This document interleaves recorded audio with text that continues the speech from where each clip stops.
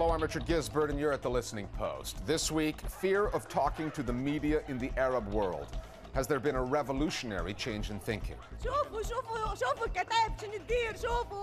Ibrahim Issa, the Egyptian journalist who refused to toe the government line, still standing after the fall of Mubarak. The Rap News crew with their take on the media and the Arab uprisings. With status updates and Twitter feeds, bringing peeps to the street. And news organizations in Mexico, a new approach to covering the drug wars. During this season of Arab revolutions, the news media have often been at the heart of the story. Dictators have blamed the media, this network among them, for creating or nurturing political discontent. Anti-government protesters have thanked the media for the role they've played and sometimes complained about a lack of coverage because those protesters know that news coverage can drive stories and further their revolutionary agenda. And there have been signs that from Tunisia to Egypt to Syria to Libya that many Arabs in authoritarian states are losing their fear of talking to the media. Eman al-Obeidy is one of those people. She's the Libyan woman who on March 26th burst into the Roxas Hotel in Tripoli, the base for foreign journalists there, to tell anyone who would listen that she had been gang raped by some of President Gaddafi's men. What followed was chaos. Security personnel moved in to silence the woman, and they manhandled journalists trying to get her story. Our starting point this week is Tripoli, but the phenomenon we're talking about goes well beyond Libya. How the loss of fear on the part of many Arabs has become an integral part of the information battle being fought across the Arab world.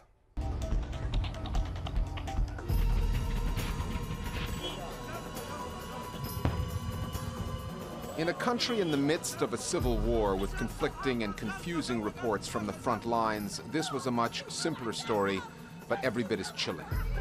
The story of a casualty of war, a woman who walked right into the foreign media's hotel in Tripoli. I found myself walking into the room 10 yards behind Eman al-Obeidy, and I, like everyone else in the room, was taken completely by surprise when she started screaming at the top of her voice, "Do you see what this Gaddafi militia has done to me?" It was an electric moment. She's been through this hellish ordeal, and she goes straight to where the foreign journalists are. Not the local journalists, she goes straight to where the foreign journalists are, and she starts to tell her story. And the hotel staff converge on her to stop her from speaking.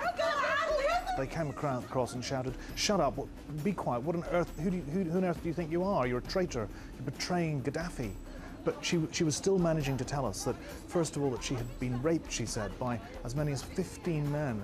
She said that she had been tied up. She showed us marks on her wrists and on her ankles where she'd been bound up. As we saw in the videotape, some journalists did actually try to step in between Miss Obeidy and the security forces. So that question of, what do I do? Do I write things down? Do I help this woman? And all the journalists together suddenly felt that we were the only ones who were between her and the regime whom she accused of abusing her. Where are you going with her? Yes, we have to be objective. Yes, we have to be impartial. But suddenly that seemed to fall away because we realized that we just had to protect her because of the threats and violence being meted out on her. I don't know. Why are you taking me? Whatever efforts the media corps made on Eman al-Obeidy's behalf came to naught. They're refusing to say where they are taking this woman. She was taken away, no one knew where. And then came the regime's media counteroffensive via state-run TV. تقول أنا اغتصبني فلان وكتائب القذافي ويعني وتنزل لي شوية دموع التماسيح. State-controlled Libyan media had an anchor woman on who called her a prostitute, who called her a liar, who called her mentally unstable and an alcoholic. حتى العاهرة أحيانا قد تكون عندها وطنية اتجاه الوطن عندما تعرف أن وطنها في خطر حتى العاهرة. So this is how state-controlled media in Libya would have treated her had she tried to go to them with her case. They would have simply dismissed her, and they've been trying to smear her ever since.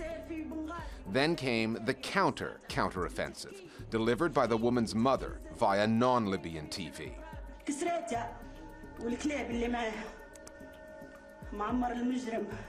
Her mother spoke to Jazeera Arabic and came out strongly anti-government, strongly pro-democracy, calling out Gaddafi by name. That was amazing. That kind of bravery is what it takes. One story, two acts of bravery and defiance. A woman and her mother both saying the kinds of things that for years Libyans and other Arabs have been afraid to say to foreign reporters. The security forces prevented the funeral. There was a similar story in Syria when a human rights activist, Wissam Taraf, spoke to CNN on a condition of non-anonymity. I want to point out that we offered to talk to him without using his name, but he insisted that he wanted his name used. It's obviously a very brave act, and it's an incredible step in an environment like Syria. Why do you want us to use your name? Why is that so important? Syrian people who are living abroad, who are calling Arab networks, TVs, and hiding their name, should stop it now. This element of fear has to be broken. But he's saying this is the time now to break through this barrier of fear and to use our real names. So young people know these tactics are old and they're not intimidated. And we're seeing in Syria that more and more towns and villages are rising up against the Assad regime. I often start out interviews in the past by saying, I don't know your name, I don't want to know your name. I just want to know your opinion on this. I just want the facts. And that gives some sense of safety. But that kind of fear, that kind of anonymity helps keep regimes in power. So what the Syrian activist did is very important. Such stories, while noteworthy, newsworthy, remain the exception rather than the new rule. They represent significant cracks in the Arab world's wall of fear, yet the wall remains. People are terrified. I saw taxi drivers who had been arrested and pulled over and interrogated simply because they were giving us lifts around the city, come back into the car and their hands were trembling with fear. People are unwilling to talk because of what the regime has already done. Trust me, fear and loathing is alive and well in Libya today. Part of that fear may come down to confusion. Libyans don't know what or who to believe. Their domestic TV channels, all state-run, which tell them Gaddafi's forces are winning, or outside sources like Al Jazeera that Gaddafi's channels blame for the uprising. We used to respect our brothers in Qatar, but the brothers in Qatar directed Al Jazeera to incitement and to spread lies. But Libyans now have a new satellite news option run by Libyans. The organizers of the new channel are basing it in Qatar and establishing a bureau in Benghazi, beaming in their version of the story to Libyan viewers. We're able to do something that it's hard to do it before, that we put a TV together, programs and infrastructure of TV station, a satellite TV station on 11 days. It will be like an institution. We can transfer it to Libya when the time is right. The time is not yet right. Tripoli remains under Colonel Gaddafi's control. As for Eman al-Obeidy, the woman who said she was raped, this past Thursday, when asked about her whereabouts, Gaddafi's spokesman said he didn't know, then paradoxically said she might soon be available for an interview. Hopefully, by Saturday, 2 of your female journalists will meet her. How's that? By Saturday. The news conference felt like a farce. I think it's time for the media to basically boycott the Gaddafi regime because he uses them basically to get his lies and propaganda out. And why do they give him so much media time when ordinary Libyans and Libyan revolutionaries do not get half the airtime that Gaddafi and his propaganda machine gets? And I think it's another kind of unfair weapon that he's using against Libyan revolutionaries. Both sides will use every weapon at their disposal in the information wars over Libya, Syria, and beyond. Libyans opposed to Muammar Gaddafi will use the foreign media, and Gaddafi will use his channels and the foreign media when it suits him. And he'll also play on his opponent's fears, what's left of them. Our Global Village voice is now on the media side of the Arab revolutions.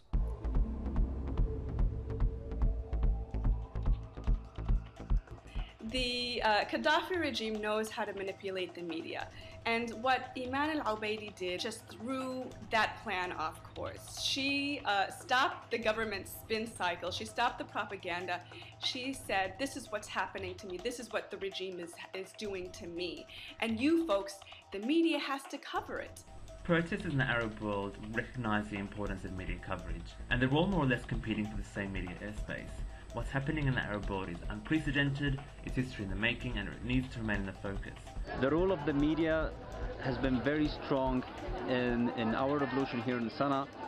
The protesters have been using social media to spread videos and pictures of everything that's going on around here, and as well to expose the lies of the public TVs and newspapers.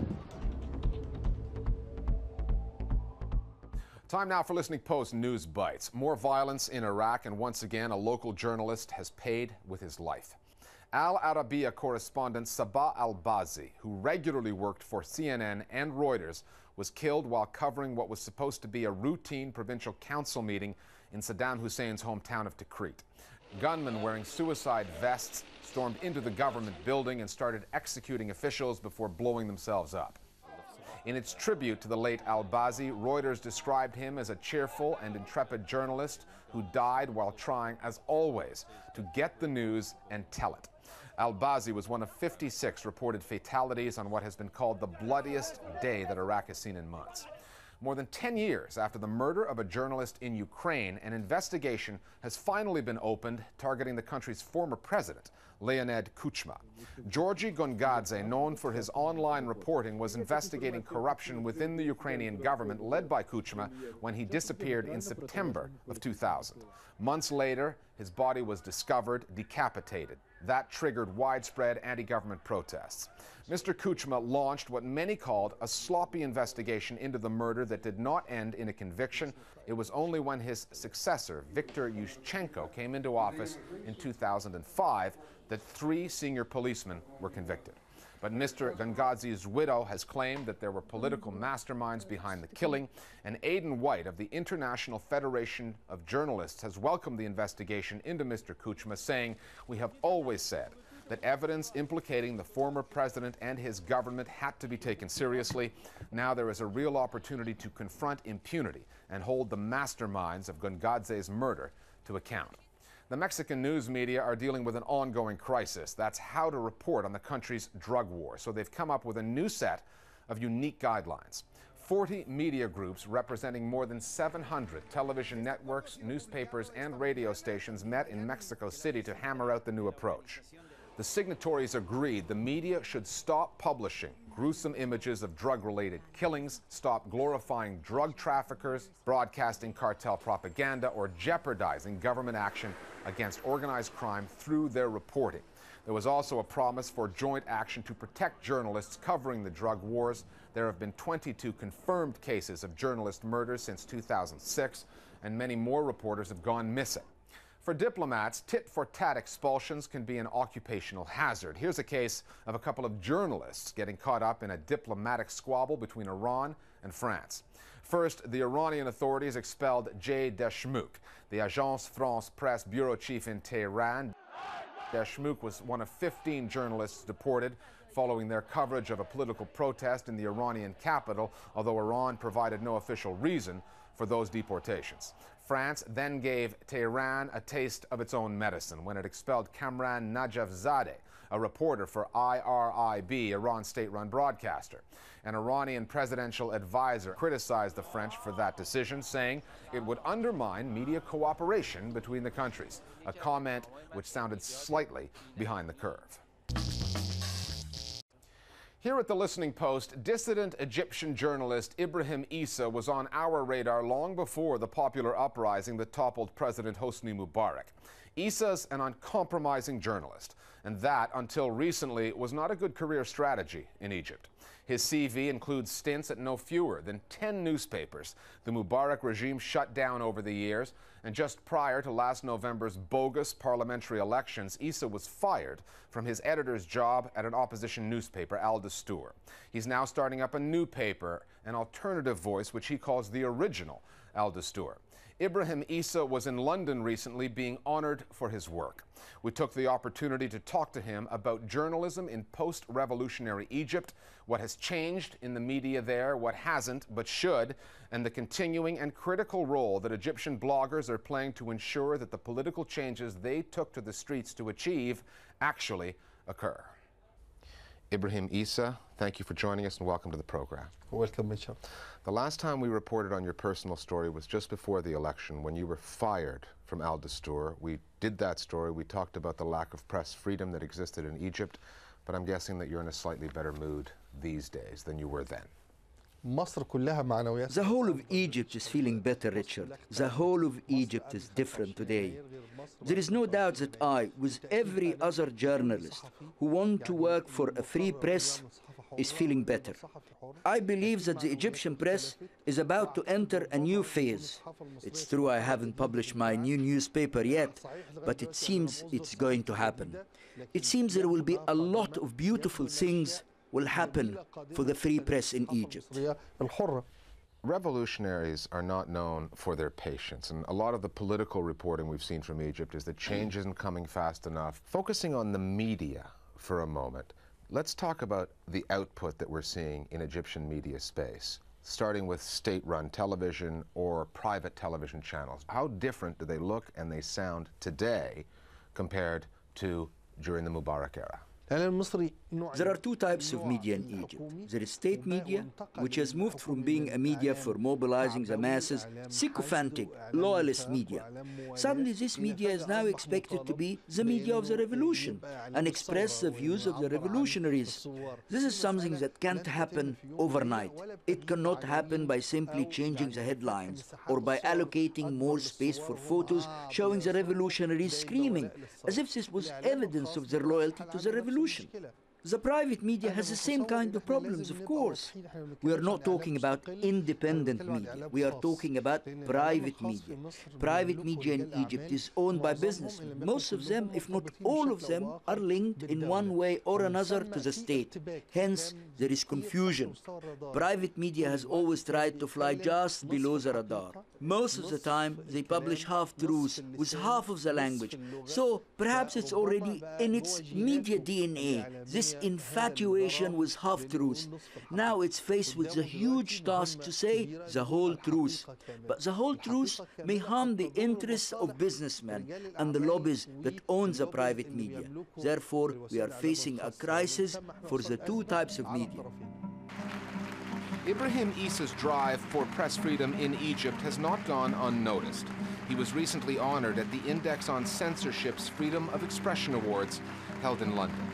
He represents one of the strongest voices for independent free speech that you could imagine in that area. Somebody who had the courage to speak his mind and to speak out, often losing his job and in conditions of great threat and menace. And he's a brave man who stood up against that. He's one of the bravest, most outspoken journalists in Egypt who has ceaselessly challenged the authoritarian regime, challenged censorship. He's been prosecuted as a result, but he never gave up. Ibrahim Issa is going to be a very important voice in the coming months. It's going to be a lot of work to make sure that the proper democracy comes in Egypt. And so the role of a scrutineer like Ibrahim Issa is going to be more important than ever. What kind of feedback are you hearing from news consumers, people who read newspapers, watch television, about what they're seeing in the media now in Egypt? What are they telling you? نشوف ريتشارد احنا عندنا شقين للقراء في مصر. Look, Richard, we have two types of readers and viewers in Egypt. We have people who read Facebook, Twitter, and websites. Those are cynical, critical people. They're funny and are not credulous. They make their own media. They create their own truth. They comment on everything between heaven and earth, and they don't trust anyone. Allow me to say, those are the people who really contributed to the making of the revolution.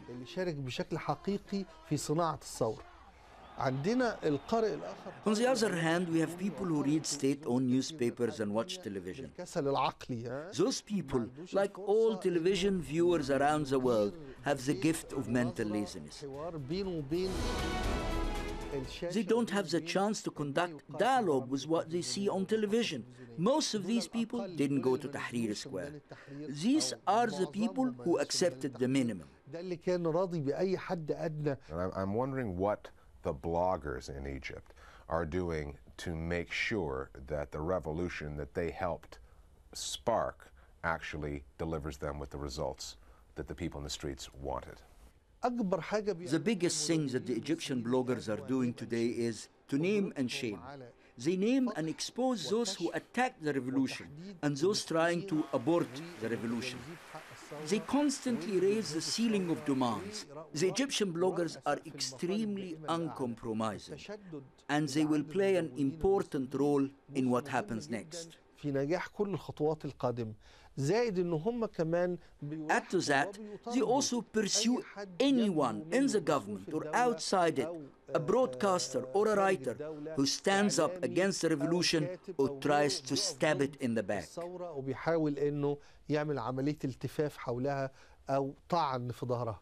The Mubarak regime targeted Al Jazeera during the revolution. Mubarak was critical of Jazeera, so was Omar Suleiman. They tried to jam our satellite signal. There are a lot of people in Egypt who like Al Jazeera as a result of what happened. They liked the network before the revolution. But who within the existing power structures in Egypt do you think still considers Al Jazeera to be the country's enemy? When the sun rises, the ice doesn't melt at once. There are various stages. Not all the ice melts. There are those still within the state media, within the Egyptian state, and within the government and security institutions, those who hate Al Jazeera. But let me tell you something taken from the scene in Tahrir Square. The Egyptian government and the security apparatus have cut off and jammed the Al Jazeera signal. But huge screens, bigger than the plasma screen behind us here, filled Tahrir Square showing Al Jazeera. This is ironic. No matter the power a state has to chase the free media or to jam it, society cares more about the free media. Certainly we're not seeing on state TV the images that we're showing you on Al Jazeera. I fear the day that all governments will applaud and welcome Al Jazeera, because then the Arab citizen, Arab viewers will become suspicious of Al Jazeera, and I don't think Al Jazeera will want that ever to happen. Well, we've got to be careful of that. P.J. Crowley at the State Department tweeted in the middle of the Egyptian revolution that Mubarak had to put Jazeera back on the air.